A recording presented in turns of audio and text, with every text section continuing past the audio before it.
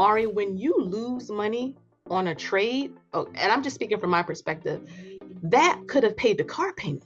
I literally lost the car payment. That's a great teacher. And so literacy and knowledge is much better than a quick buck because the knowledge will get you so much farther and make you a whole lot more money than just following the latest trend. I'm not thinking about nothing else at that time, but is this cancer? And then my life. One of the things that my husband and I talked about was what's the end game for all of this? Like we're on track now. Like where do we want to be 20, 30 years from now? And I said, well, I would love to like be retired. I don't want to work forever. As good as I am at my job, if I don't have to be there, I don't want to be there. Investors, welcome back to another round of Masters of the Market here in the new year 2024. I am incredibly excited this Masters of the Market chat to have on with me Shelise. She is known as the one, the only, the mommy trader on YouTube. I am incredibly excited to have her on because not only has she been, really achieving or on the path towards achieving financial freedom with her family, they just hit millionaire status back in 2021. She's here to share that journey with us all, how she's investing, and of course, how she is literally crushing the game. Shelise, first and foremost, thank you for popping on Masters of the Market with me. I want to pop the first question over to you and just ask you, what's your background? How'd you get started? How did this whole mommy trader channel get started and your whole backstory? Oh, well, first, Ari, thank you so much for having me. I'm really excited to be here. I'm glad that you asked me to come on, so thank you. And I love all of your content, so keep up the good work. And, I got started really out of from a place of panic. I, like many people, was almost forced to kind of confront our finances. We spent our 20s making every financial mistake anyone could ever think of. We did it all. We cashed out a retirement, payday loans, credit card, like overdrafting bank accounts. We were living paycheck to paycheck when on paper we made enough money. But it goes to show you that just because you make enough money on paper, if you don't have financial literacy, if you don't have like those moments where you can sit down and think about your money and where it's going, what's coming in, what's going out, you can really make a mess. And our sick and tired moment was literally about to be evicted. I had my daughter she'll be 18 next year. I can't believe it, but she was really, really young at the time. And we had no backup plan. Our family, or I don't come from money. My husband does not come from money. So there was no backup A, B, or C. There was no rich aunt somewhere that could help us out. We literally would have been homeless. And that was the sick and tired, scared moment that I think we needed to kind of kick our butts and kind of get our finances into gear. I told myself after having that eviction notice and feeling like, oh my goodness, where am I going to go? My husband would not have been able to come with us to a shelter. If you know, they don't really have family shelters. It's usually for women or women and children. They may have men's shelters separately, but we wouldn't be able to be together. And it really made me think hard about why we were here, how did we get here, and how could we get out of here. And so I tell people often, you really have to have that moment where you are faced with reality, like not head in the clouds. You really have to face it head on. I say on my channel often, Ari, that the first time we sat down to calculate all of our debts, I cried because in my mind, I thought, oh, it's just $10,000 in credit card debt. But because I wasn't tracking it, I wasn't on top of it, I was not thinking about interest, we were like in $30,000 almost of credit card debt. Wow. And so I cried. And I tell people often, it's okay, but you really have to face reality when it comes to your finances so that you can see, okay, this is the mess. Now we need to figure out a way to clean it up so that we can kind of start fresh. And so one of the reasons why I started my channel was because I wanted people to understand that not everyone starts at 20 with the proper mindset, investing, saving, all of the good stuff that we're supposed to do. Sometimes you get this late in life. Now, our official age was 30. So sometimes you start later in life. Sometimes you start later than 30. But I think once you have that moment, like that clarity, that is when you do the best that you can to kind of move forward. So that's a little bit of our backstory. And I wanted to start my channel so that people could relate.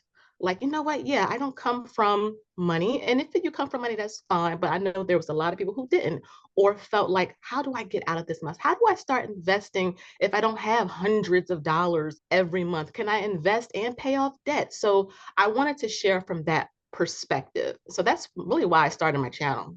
Wow, very inspirational. I have to ask, first of all, I got a lot of questions for you now, but Mhm. I'll ask with the first one. Who raised the red flag, like that financial red flag first? Was it you? Was it your husband? Was it kind of the both of you saying like, "Whoa, wait a second," and how did that conversation go? Like, how did the both of you pivot now into really financially doubling down on, I would imagine, investing, saving, budgeting, everything all at once? Well, my husband was the one to really kind of put the hammer down because he did not want us to be separated. I didn't want us to be separated either, but I think from his perspective, he's my husband, he's a father, he's a man. He just didn't want his family to be separated when it could have been prevented. Hmm. And so that was when we really sat down. I mean, Ari, we pulled all of the credit card statements. I mean, it took the whole weekend to go to each, credit card company. We pulled the credit reports, we pulled the banking statements, we pulled everything to see what damage, we really were in so that we can kind of make a plan. And then once we started to kind of make a plan to pay off the debt, using like the tax refund to kind of help get us moving in that direction, we started to read more. So I used to be a big fan of reality TV. And I used to complain all the time to my husband, I just don't have the time. I'm a wife, I'm a mother, I have just things going on. I'm a working person. How in the world am I going to make the time? And one thing he said was, well, you make time to watch The Real Housewives. And he was the one who said, well, if you just not watch it for, because he was already reading and kind of doing his part. And he said, if you just take, one day off from it. And the great thing is that you can rewatch this stuff like later, Sure. and really focus that time on making sure we are tracking our expenses, making sure we are learning about what stocks are and things like that. You'll be surprised at how fast that you'll catch up. That's what he told me. And he was absolutely right. I had to really learn how to manage my time better so that I could learn not only how to budget and how to pay off debt, but investing, which was completely foreign to me, Ari. I remember as a teenager, I would turn on the TV and I'm trying to get to the Backstreet Boys. And I would go past Fox and I would see the tickers, like as you're Sure. flipping through the channels, I would see it and I would think, oh my goodness, what in the world is this? This is a foreign language. And I can tell you, if you actually like one of the things I tell myself often is not to self-sabotage, not to count myself out. Because I would tell myself I would never be able to learn that. I would never understand what a stock is. I would never understand what a fund is. I would never understand how to invest. And I was already counting myself out. And I was learning how to budget. I was learning how to pay off debt. So now it was the next frontier.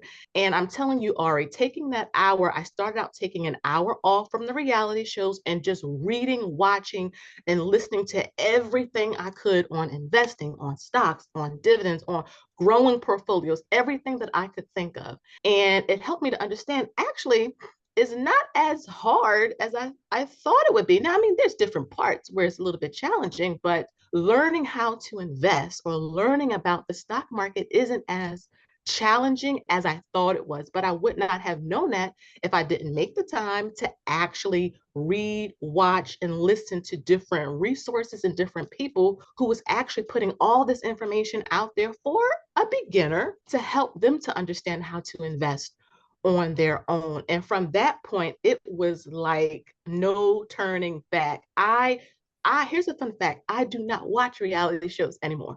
I am I love learning now. And I wanted my children, especially my daughter Ari, who, again, she's going to be 18 next year. I wanted her to see that her mom was willing to learn, even at, I'm a grown up, but I wanted my daughter to see that her mother was still making herself available to learn something new, because you never know what you can achieve unless you make yourself available. So that's how we got started, and really what kind of catapulted us to where we are right now.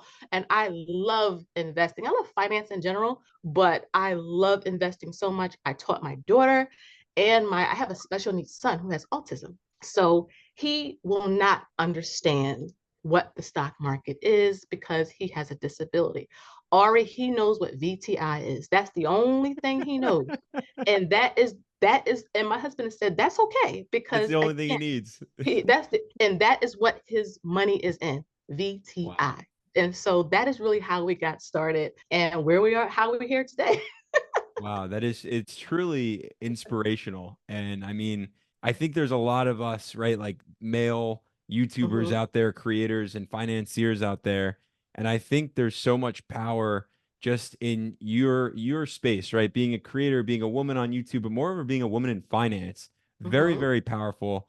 Mhm. And now I gotta ask, what type of investor do you consider yourself? And I also want to ask, is your husband also an investor, or did you kind of take the books and run with it and he was like, "Whoa."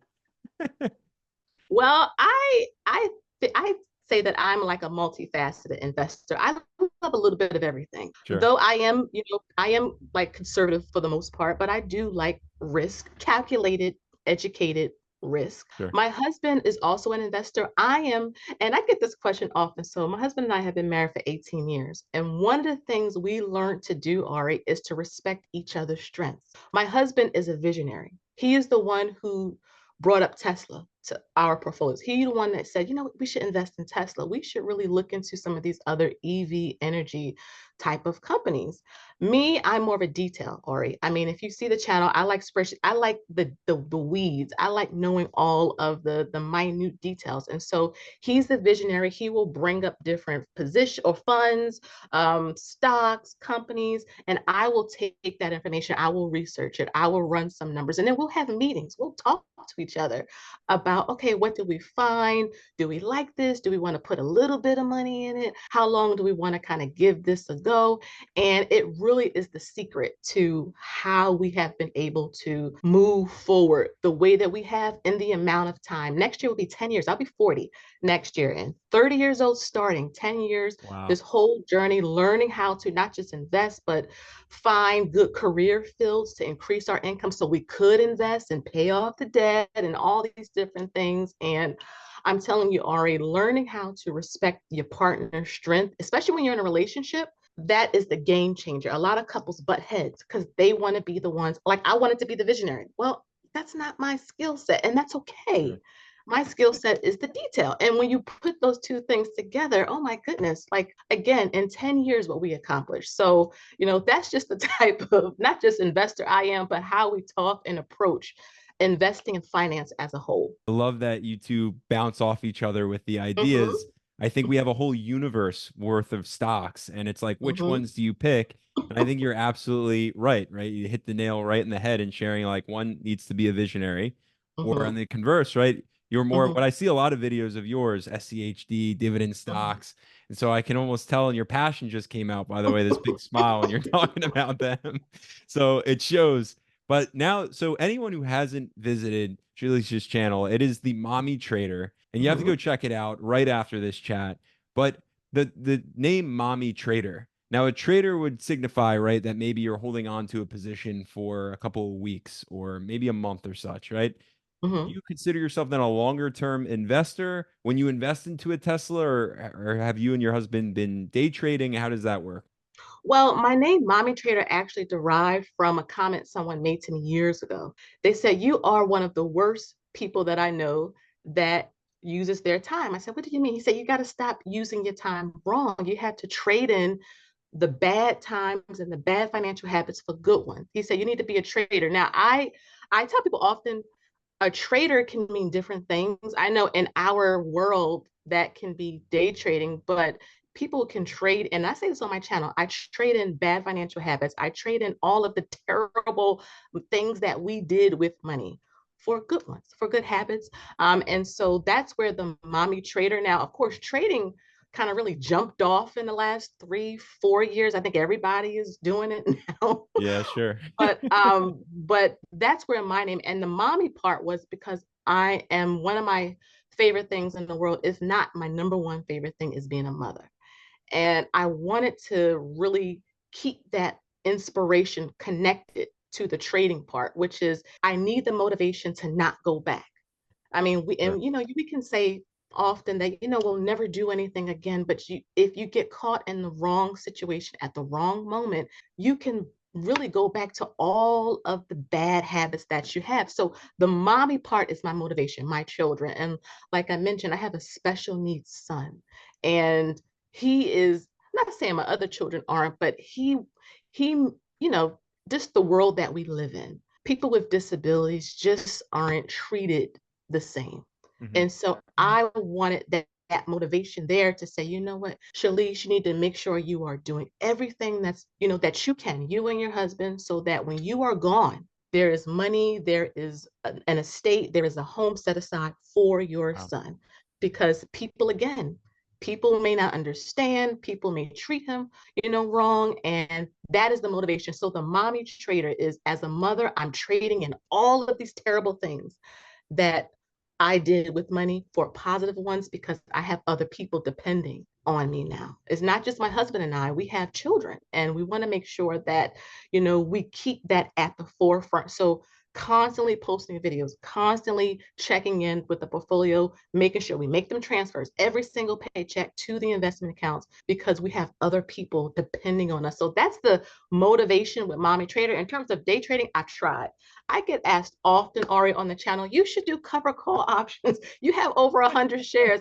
I don't know how to do that. Like, I've tried, I've watched videos, and I've realized that's okay. I don't have to do everything in the investing world. I tell people often, as much as I love YouTube and MT, I have a life outside. I have a daughter who will be graduate, like my daughter will be 18. I don't want to miss all of that. Sure. That's important to me. She's going to be out of the house, I would say relatively soon. She's going to be living her life. I don't want to look back and miss all of those important moments.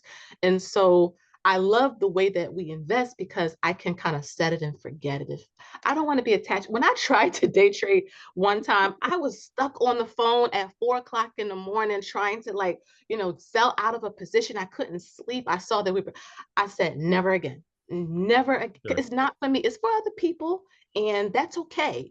But if it's not for me, that's also okay. I don't have to do everything. And honestly, Ari, I don't want to.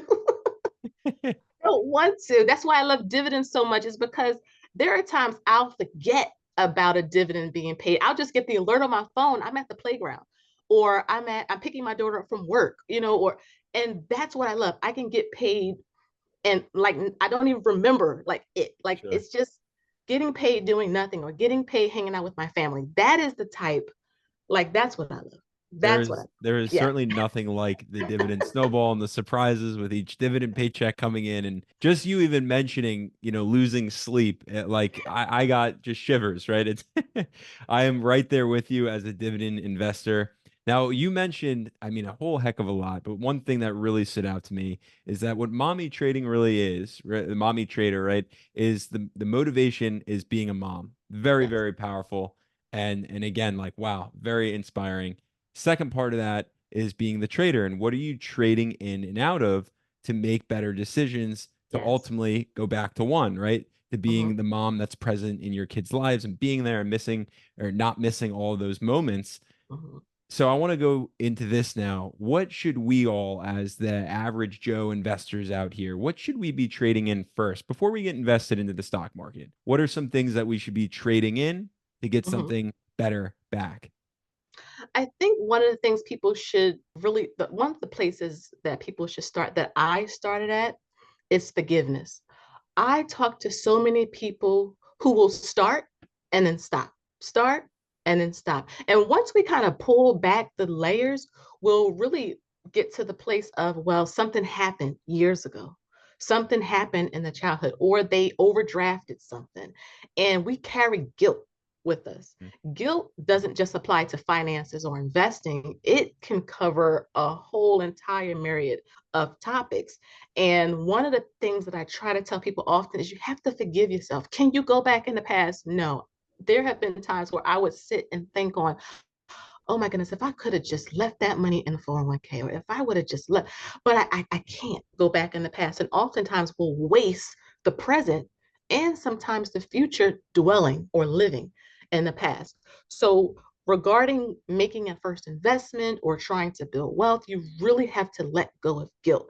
And the only way you can do that is to forgive yourself. But you have to actually really have that moment. And that's scary. Like I said, when we pulled all of the debts, I cried. I just didn't have no idea it was that bad.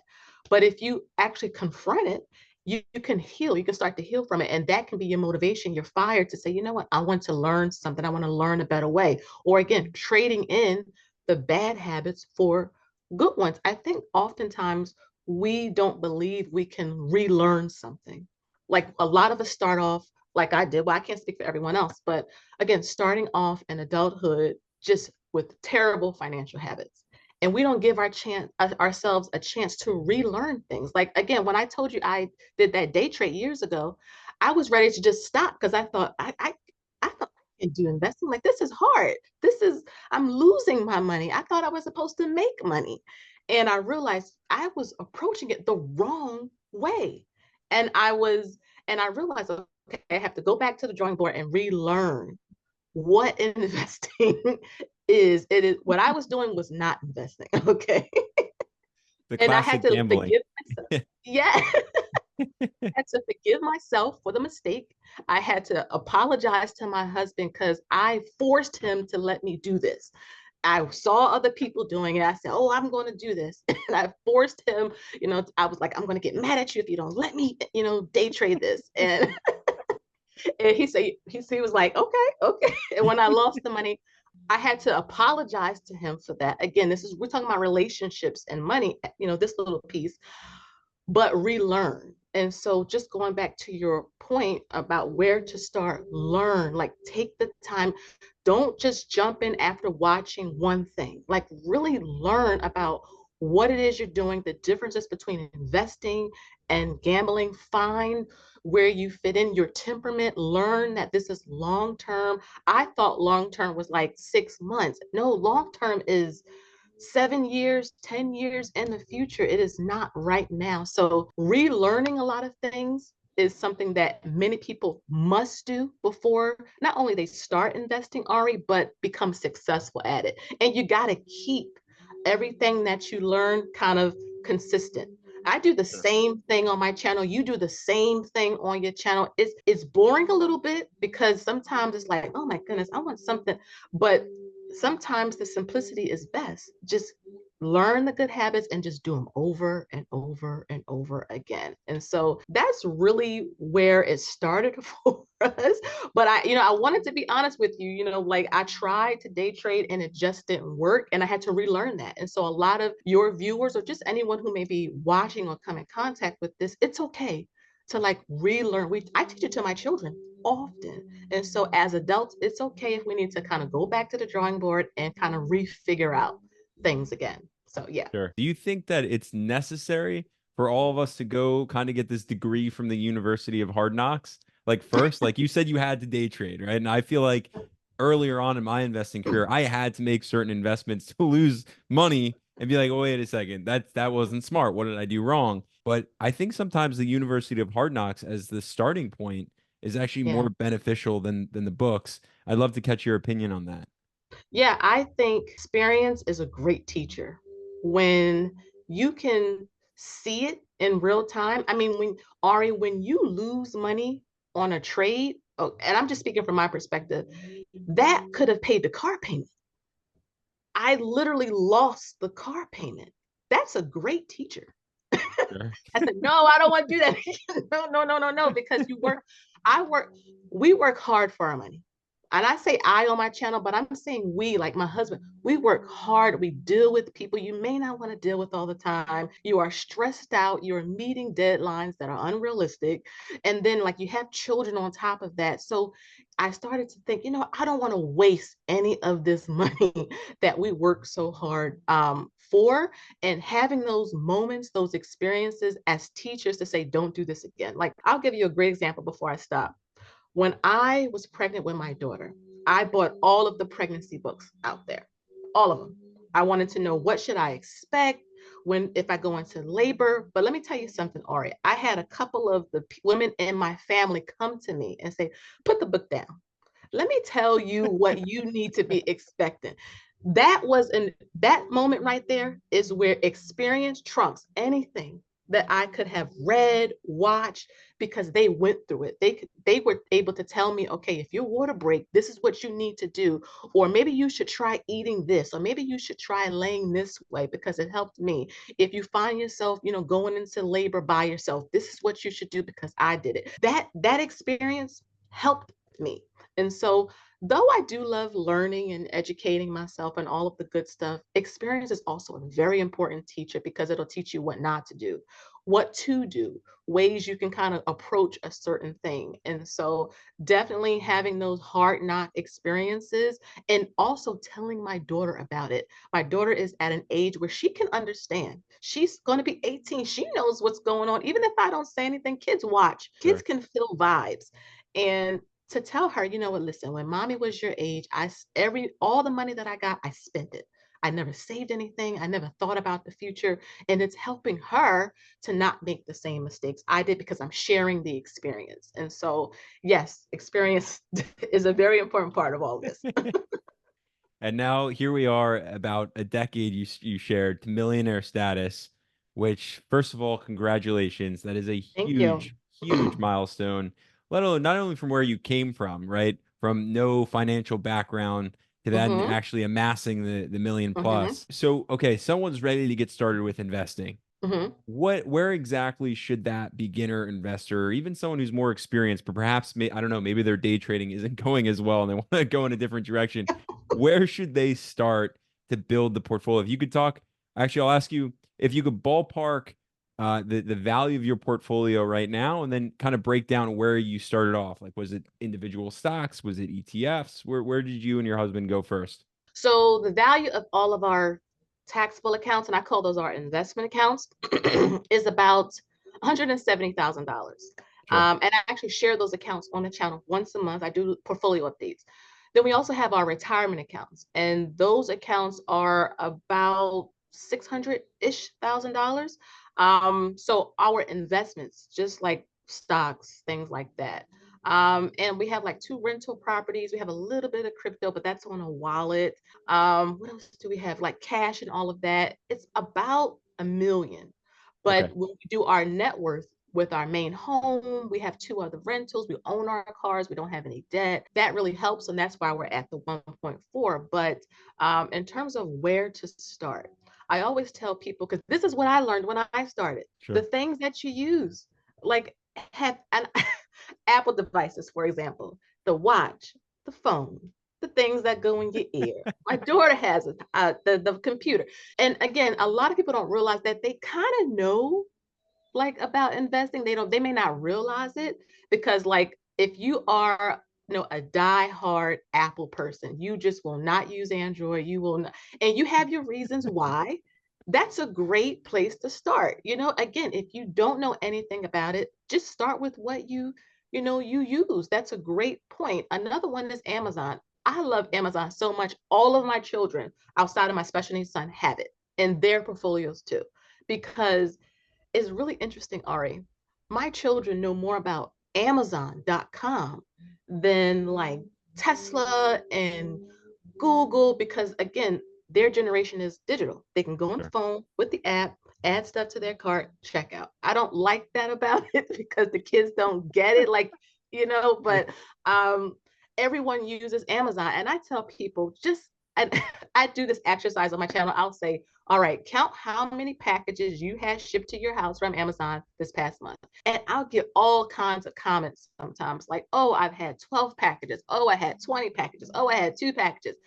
Again, if you love Amazon so much because you're ordering, start there. And so I love to just start with what I consume. That's where I started from. Microsoft, fun fact, was our first stock. Again, turn on a computer, what's in front of me? Microsoft. So that's what I first bought, and we still own Microsoft to this day. And then once we kind of got into like learning about what investing is, we started with our 401k at the job. So one of the reasons why we were able to grow our wealth the way that we did was we really was learning how to negotiate pay, negotiate benefits. A lot of times it's not just salary, but is there a match to the retirement? Do you offer? Some companies already don't even offer a 401k anymore.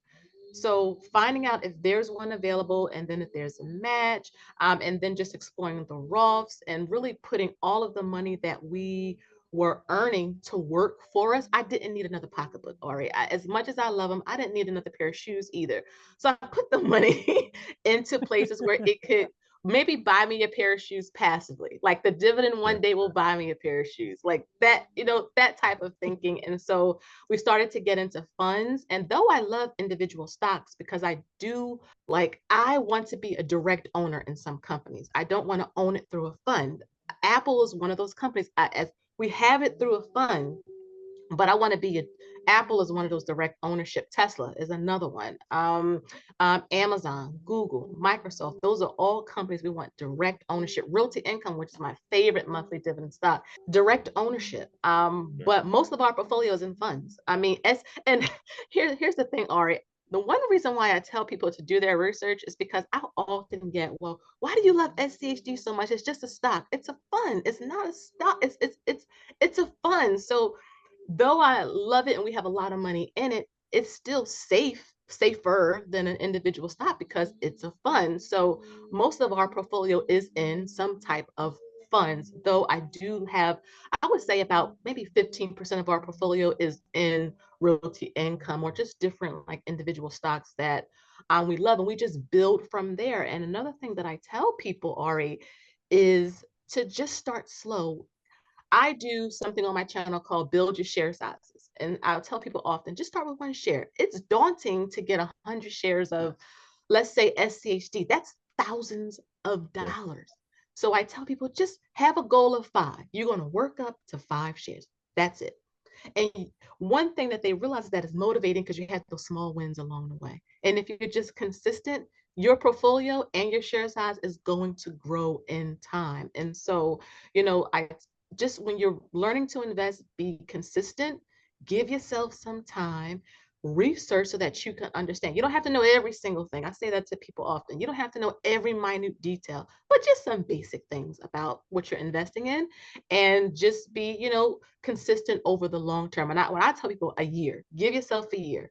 That way you can truly see, because when you're starting, you want to see right away, but that's unrealistic. And so yeah, those are just some of the tips and tricks that I would tell a beginner investor. Just start with where you are, be patient, give yourself some time, research when you can, and just absorb as much, financial literacy from people like yourself or just different people who are on here. I mean, so much free game. I mean, YouTube University, so much free content you can listen. And here's another thing. I'm sorry, Ari, but I love talking about this. No, I love it. I love it. Because I used to make excuses so much of why I couldn't, but you can. I will tell people when you're sitting in traffic, you can have a video playing. You don't have to look at it, but I can listen to what, someone is saying, or audiobook. Warren Buffett gets countless interviews. You can listen to that while you're in traffic, maybe while you're cooking dinner. I'll listen to your videos a lot while I'm cooking dinner. I don't have to like directly watch the tablet, but I can hear what you're saying while I'm cutting up chicken or something like that. Using your time wisely. Sometimes you have to, do 2 things at once. And like, I don't need to focus to cook because I know how to cook. So I can play you in the background so I can continue to learn. So, making that time to educate yourself is so important. I understand being busy. I have kids, I have a husband, I'm a working mama. I have a lot going on. But you have to find a way. So again, if you're a beginner, you gotta find, I know busy, we're all busy, but you have to find a way. While you're in traffic, turn on somebody's video or a podcast, an audio book on YouTube, and just listen and start there. Incredibly powerful. I mean, it really is. And I'm trying to think right now as you were speaking and sharing, right? Like just start. I always say it pays to be patient, patient with a Y. It pays to be patient. And what I love about what you shared, right? Just start, give yourself a year. In that year, I mean, hopefully you're investing in probably something more conservative, seeing some returns, Yeah. or even if not day trading, you're learning these lessons, but just start. I want to ask you and be as frank as you wish, right? What do you think stops people from actually starting, or what was that? I know you said like when you had that reality check, right? That was like that was your moment. But there Mm-hmm. had to have been, I feel like, a moment before that to make you even look at your finances. What do you think is it for all of us? Like, what could trigger all of us to just start? Because we're living in a world today where we have so many, whether you're coming out of school or whether you're in your elder, 30s, 40s, we're not prepared for retirement. Yeah. And I feel like the numbers just keep dwindling over Mm-hmm. time. And Mm-hmm. I'm trying to understand now from your perspective, like what could be a trigger moment for all of us to just give us that boost of confidence to say it's my time. I gotta go now. Mm-hmm. One of the things when we first got started on this journey, like after we had, that moment of, that crisis of about to being evicted, one of the things that my husband and I talked about was what's the end game for all of this? Like we're on track now. Like where do we want to be 20, 30 years from now? And I said, well, I would love to like be retired. I don't want to work forever. As as good as I am at my job, if I don't have to be there, I don't want to be there. I'm right there And with you you. probably, if I don't have to be there, I don't want to be there. Um, and my husband said, well, we need money. If we want to step back, if we want to take a sabbatical, we need money to do that. So again, he's the visionary. So we worked backwards from the end game to where we were. And we said, okay, well, we need this in place, we need this in place, we need this in place. And what it motivated us to do was track our progress. I am an obsessive tracker. I just love it now. But it helps me to see anytime that I feel unmotivated, if the market is red and I'm feeling like the tick, like, okay, let's keep going down, let's keep going down, let's keep going down. I'll go back to all of the tracking information that we had and I'll see long term, it does work. It does work. And that's why I said give yourself a year so that you can actually track it as well. And it may look bad day to day when you're looking at it and you're coming in contact with it and you're not seeing like that this could work. But if you track it and give yourself some time and celebrate the small wins along the way, that's going to give you the motivation to keep going. Another thing that really helped me, and I tell people often, is find a moment in your past or in your present life where you can go to draw inspiration from so that you can start. Let me tell you one that I shared on the channel, my channel, maybe twice, is that I've had 2 breast surgeries for lumps. And I remember when I got the first surgery, did the normal exams like they tell you to do, found the lump, called the doctor. He said, come on in, let's take a look. Saw the lump. He said, okay, we need to get you in the OR, get this out, test it to make sure it's not cancer. One of the things that happened once I came out of surgery and into the OR was the job. Okay, well, when are you coming back? you know um we'll give you like a week, but if you need a little bit longer, we have to, maybe rearrange. I'm not thinking about nothing else at that time but is this cancer and then my life at that point, Ari. And then the next thing I started to think about was we still have to pay for the light bill, we still have to pay the bills, children, like what's going to happen there. And one side note, one reason why I love Dividend so much is that if for some reason I just could not work, would it pay all the bills? Probably not. But the dividends could pay for groceries if we needed it to. I wouldn't get the drip turned on. I would just have it pay out and I don't have to worry about that. That is a huge stress reliever when you have a situation or a moment that could change your life. And thank God it wasn't cancer, but that stuck with me. That never left me. Like if for some reason I couldn't make it to retirement and I had to stop working for a couple months just to recover if something happened to me. I don't want to have to worry about how are we going to live. My husband works and makes good money, but again, the thoughts all come in.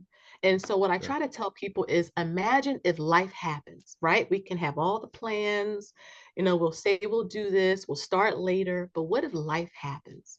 You get diagnosed with something, they find something, you get in an accident, anything could happen. Having your investments, having your savings, having your finances in order is such a huge relief so that so I could actually focus on, okay, is this cancer or not? And I had a second surgery, by the way, in my other breast. They found another lump there, and that wasn't cancer either, thank God. But again, talk about fire or motivation to stay on this course, to start.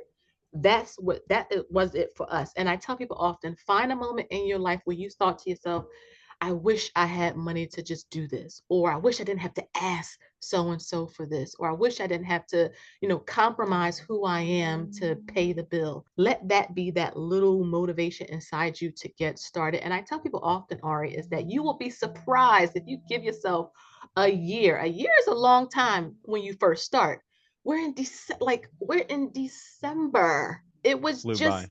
summer. How is it New Year's is next week? And so time, you don't think it does, but time goes by so fast. And so if you get started, you'll be so shocked at the progress you'll make in a year, 2 years.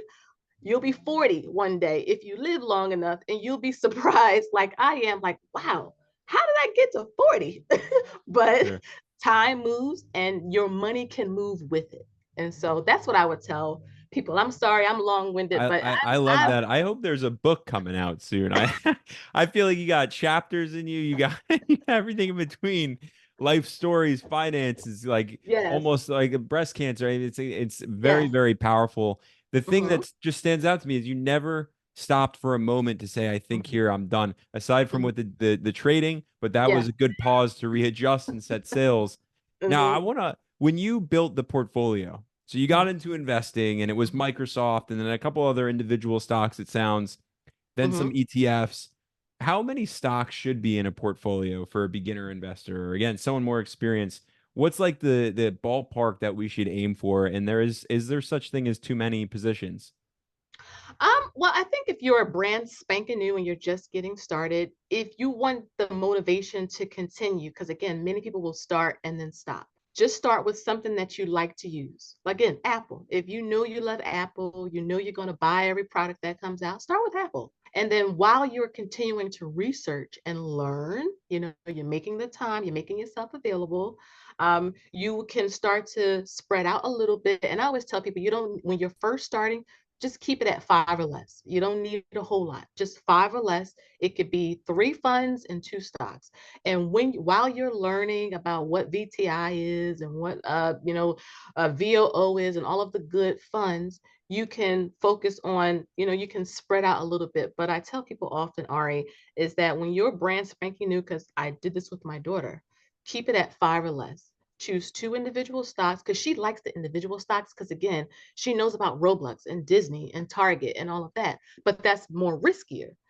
So Sure. if you want something a little bit safer, you should always have most of anyone's portfolio should always be in some type of fund. That's just my personal opinion. You can have multiple funds if you want. You can have just VTI, set it and forget it, but it should be in some type of fund.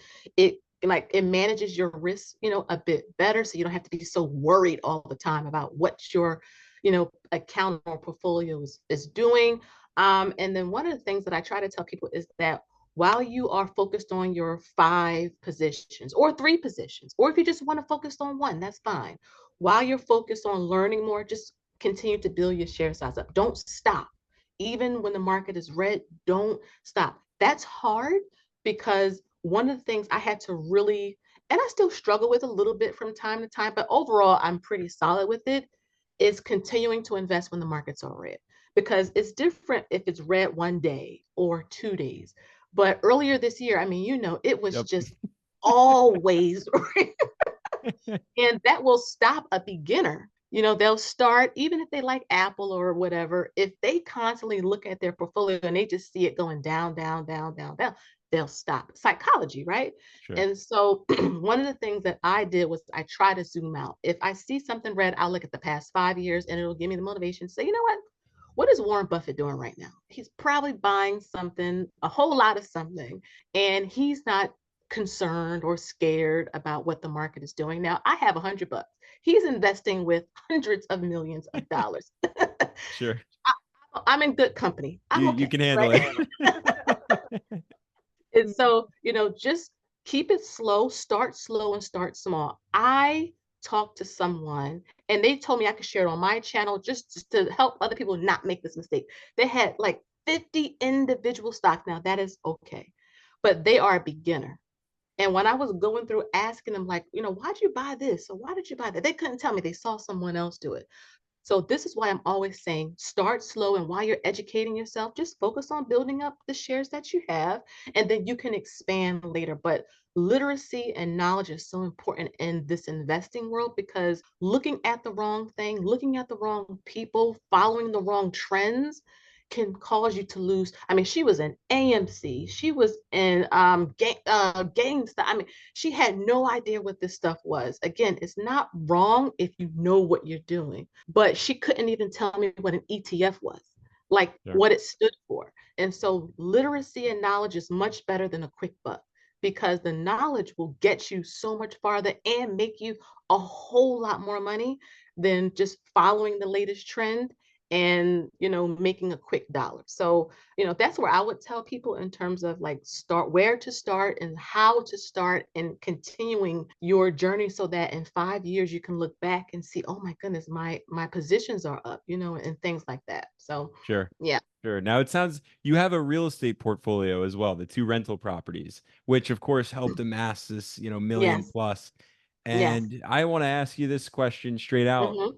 Should we start perhaps in real estate, or is the stock market our safer bet to start there first? Or I think it depends on strategy. Now, you don't have to have a strategy when you first start, because it's a lot to sure. absorb and learn. You want to pace yourself and give yourself some time. But when we were learning, right, when my husband and I was kind of on this track and we were absorbing everything that we could, we were hearing about real estate and what it was, not just like buying a house to live in, but like rental properties, things like that. We said, okay, we would like to get into this. Now, how can we get into this? And, making sure we are doing our due diligence and making sure we're understanding that everybody talks about rental properties, but there's a lot of risk in it, especially if you get a tenant who causes you some issues. And so one of the things that we did was we used, for the last two properties that we achieved for the rental properties, we used my husband's bonus. So he switched career fields. I talk about this often because it increases your income, but he got a huge bonus. And we went to like a financial advisor. We don't have one now.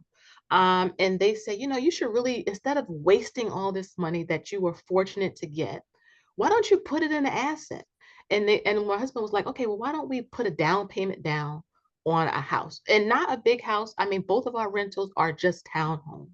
Mhm. So like 3 bedrooms, one bath, 3 floors, straight up and down, like something that, managed our risk, that if something happens with the tenant, we could still make, those mortgage payments. And our last real estate property was bought in 2021. So that's when the rates were like crazy. I think our interest rate is 4% on that rental, which is, for a rental property, that's excellent.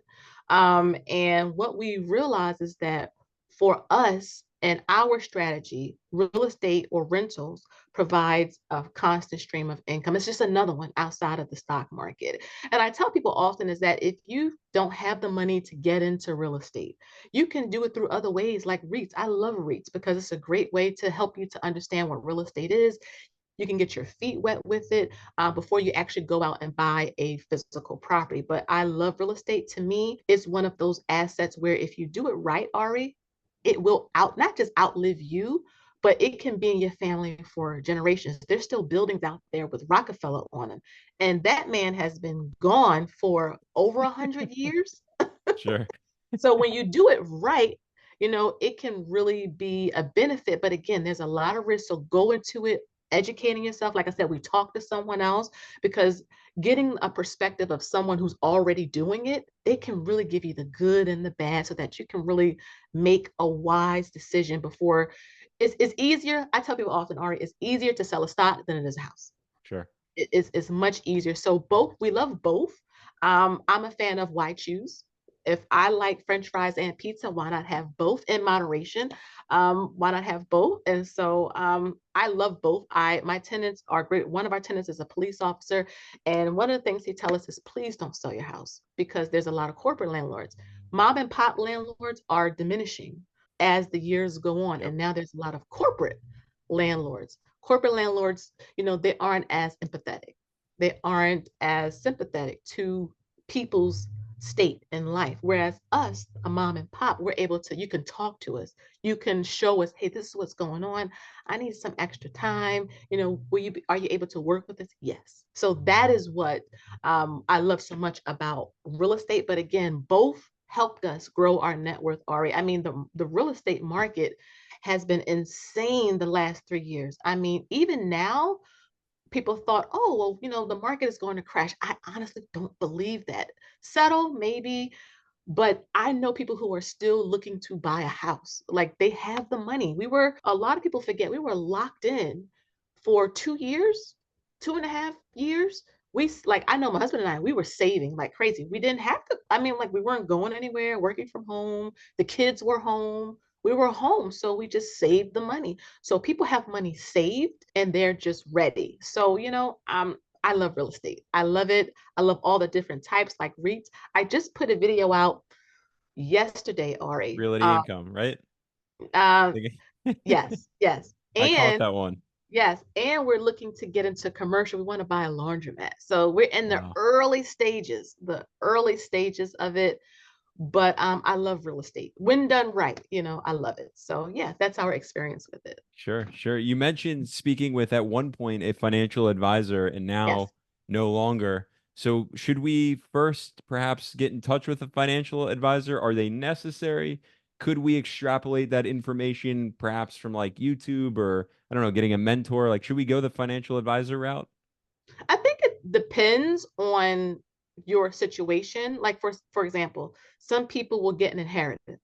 So if you're getting like $100,000, $1 million, that is a lot. That's daunting. So it wouldn't hurt to talk to not just a financial advisor, but like a tax person as well. I think that'd be great. But one of the things I said in one of the private groups that I had is, if your portfolio is $10,000, 20, you don't need a financial advisor. I mean, you really don't, because you're going to have to pay a fee. So if you're not okay with that, and you can just continue to just read like you're doing, go on YouTube and watch reputable, trusted YouTubers like yourself, who is trying to educate people. I love that about your channel, trying to educate people so that they can understand what they're doing. Even with the financial advisor, you can have people behind the scenes taking money from your portfolios, and you have no clue what's going on. You hear the stories about the athletes Mhm. who go broke, and they say, well, I had an accountant, I had a financial advisor, why didn't they stop me? Why didn't they help me to manage risk? And so you should always understand what you're investing in. Even, again, it doesn't have to be like some advanced knowledge, just the basics, so that if something go wrong, if you can go over your statements yourself, I think that's a great thing as well. You should be your own financial advisor if possible, because it's your money, and you want to make sure that if you're in like VTI, do you need a financial advisor for VTI? I think the fund was created so you didn't need a financial advisor for VTI. You don't need it, and to bet on yourself, like, give yourself a chance to learn this. It's, like I said, it's not hard. Again, there's channels like yourself who teaches people, this is how you can understand it. It's not complicated. We're not talking about, theoretical physics. We're talking about, just understanding the fund that you're in. So it just depends. It's not a bad thing, but even if you go to a financial advisor like we did at one point, because we understand and know so much, we manage our own money ourselves. But if we came into, and I'm just being real with you, if we came into an inheritance that was like $1 million or something, I would definitely talk to someone just to, get, some feedback. This is a lot of money at once. What should we do with it? But everything else, we have learned we can manage it ourselves, and we actually like it. A lot of people now that I've talked to actually like managing their own portfolios now that they understand what's going on. So, it just depends. That's my answer on that. Sure. No, I love that. I really find that often, right? Like when we come to understand something, only then does it become fun. And Yeah. at first, it's like the stock market, very confusing. I don't really like it. Now you Hmm. understand it. You're in love with it, investing, real estate. And it really can, once you begin to learn, now it's a game. And you shared, become your own financial advisor. I'm typically saying become your own CEO, like manage your own life. You have to become your own executive. Hmm. But I want to go back here. So I saw a ton of excitement when it came to realty income and of course monthly dividends. And then you mentioned drip at one point, and it sounds like you have it turned on right now. I'll put it this way: fact or myth here? Is monthly dividend income better than quarterly dividend income when it comes to certain stocks, or does it matter at all whether it's a monthly paying stock or a quarterly paying? I like monthly dividends because it gives me the motivation to continue. I love quarterly dividends because it shows me this works. Because again, I'm human, so there's times when I still, have those feelings that'll come up, like the market is red. Should I take the money out? But I'm a long-term investor. I shouldn't do that. Like these thoughts come up at times again because I'm human.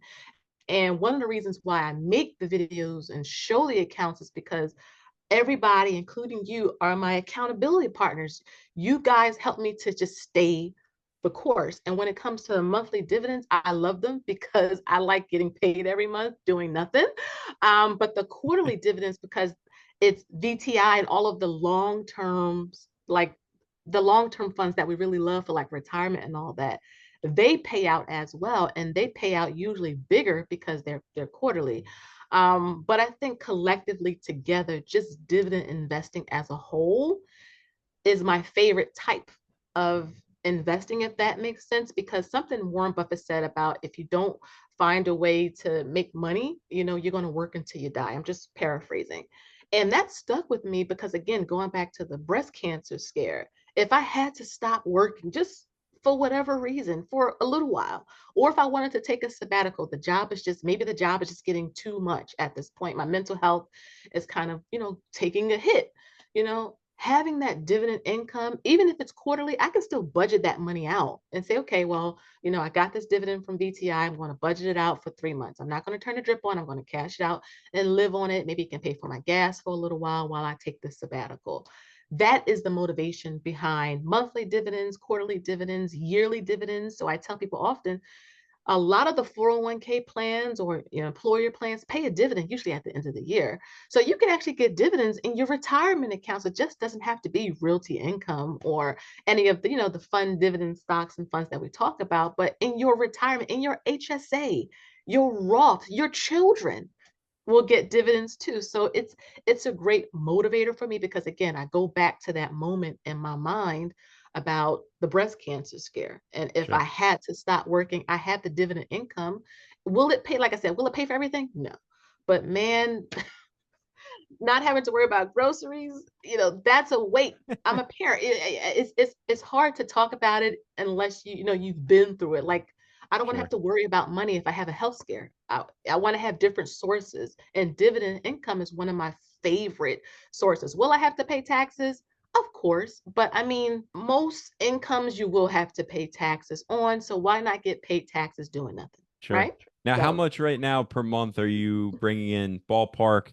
Is it a few uh, hundred? Is it almost 1,000? Like, where are we at in terms of we're monthly about dividend income? 650, 700 on Wow. average every month, but quarterly they're higher, of course, because like the SCHDs pay out every quarter, so those are higher. But on average, about between $600 to $700 a month. And again, that's just slowly building up them share sizes every single week, every time we get paid from all of the different like income sources. My husband works, has a side hustle. I work, I have MT, like all of the different income sources, and then use that income to buy more income or to gain us more income. And that's what we, are doing. That and again, one day this will all stop. As much Sure. as I love MT, it will stop one day because I'll be retired.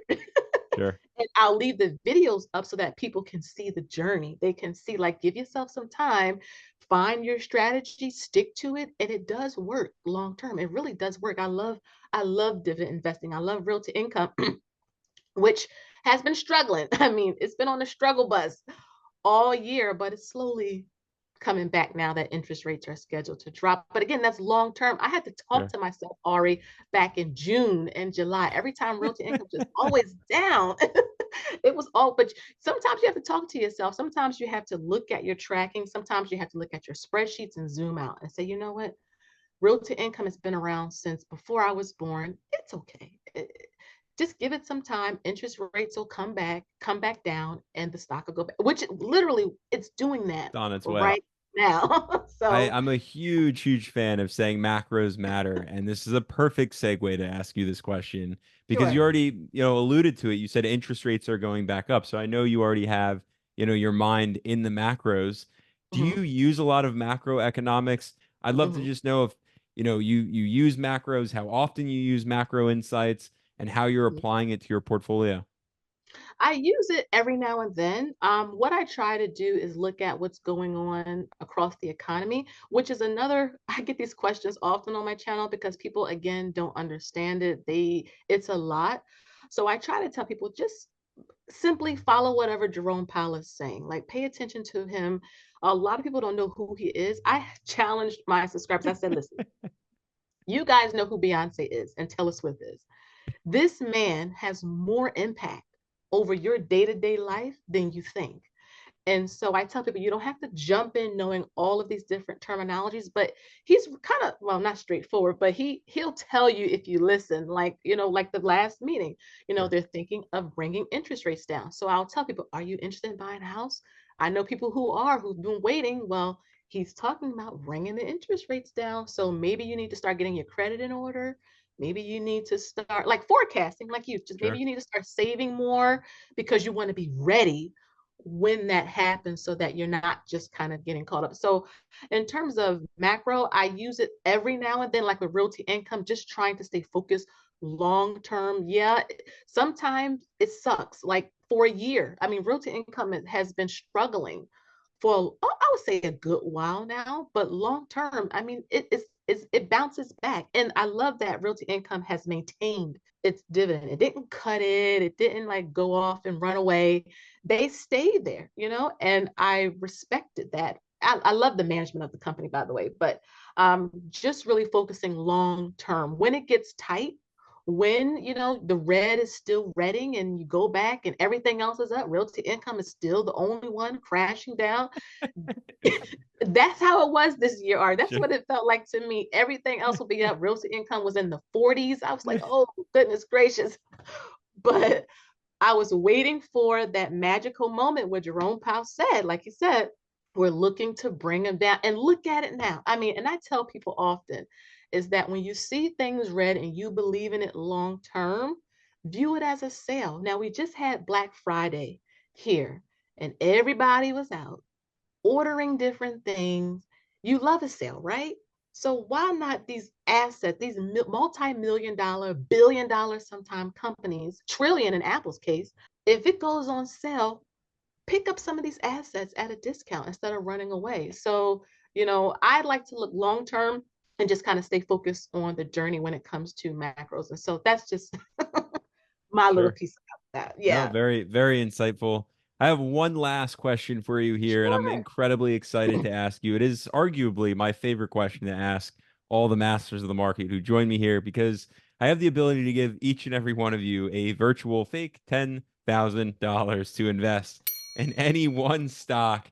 We are now just about here, as of the recording of this Masters chat, into 2024. Mhm. So it's a great time to ask this question. What is one stock? If I give you 10,000 again, fake and virtual $10,000, what's the one stock that you would place that 10,000 in and why? I will put it into VTI because we have 75 shares and I want to get to 100, and I'm almost there. We've been working really hard to build up our positions. I would put all of it into VTI and check off that milestone on my spreadsheet. Very And safe.